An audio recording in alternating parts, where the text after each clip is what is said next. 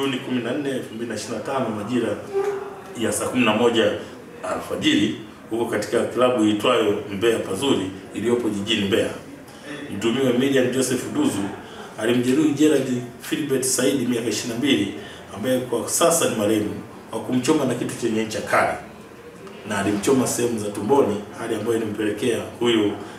mhanga au ambaye ni marehemu kwa sasa kukimbizwa katika hospitali ya rufaa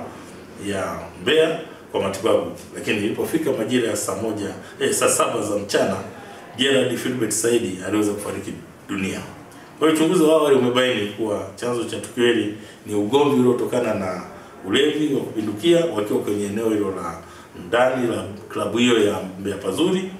ambapo walinzi baada ya kuona ugomvi huu umezidi waliweza kufika pale, yani mabouncer, na kuwatenganisha na kuwatoa nje, lakini bado waliendelea na ugomvi huo, na ndipo ilipelekea huyu wakiwa kwenye maeneo ya maegesho